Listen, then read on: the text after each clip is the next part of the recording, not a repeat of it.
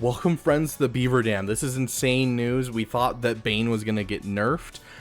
Turns out, I guess not. I mean, we still may see a nerf down the road, but it's hard to believe that they'll nerf, Bane when they're doing things like this. So most of the time when they add in these lifter units for characters, what they do is they drop the character, and then ever so long they end up, dropping another character when that person falls out of the meta. For instance, just regular Imperial troopers got Iden, so that way they could come back into the meta. Emperor Palpatine was good, but not great, and then we got Mara Jade, and all of a sudden he's right back into the meta. And so we get these characters that lift, and so it's very interesting what they've done, because they haven't waited for Bane to fall out of the meta, and they also did a really, really weird thing. So just like how Jar Jar's currently in the game with his little sneak peek thing, we got this one as well. So it's really interesting because instead of dropping a character after they drop out of the meta, instead they dropped the character a couple years ago.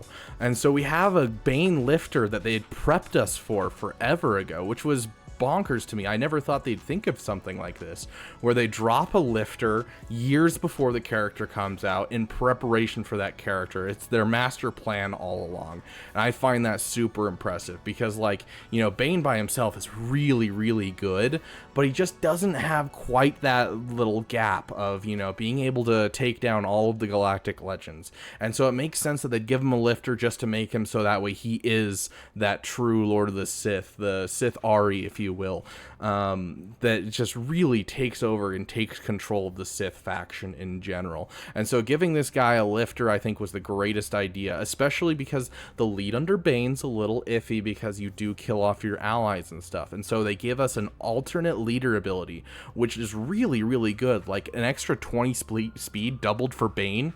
Amazing, absolutely amazing. 25% mastery, so nice.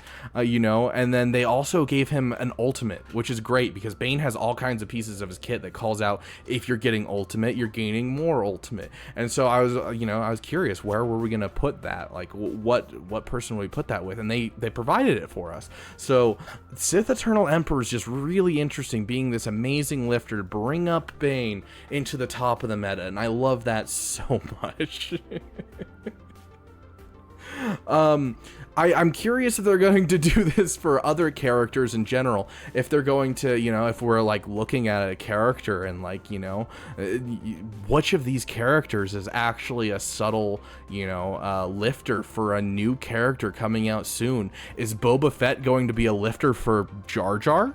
Who knows? It could be. It could be. I'd love to hear your guys' thoughts in the comments. This is crazy to me that they had this foresight thinking about this, but I love it so much. I think CG's on top of their game. It's a beautiful thing to see. I love it so much.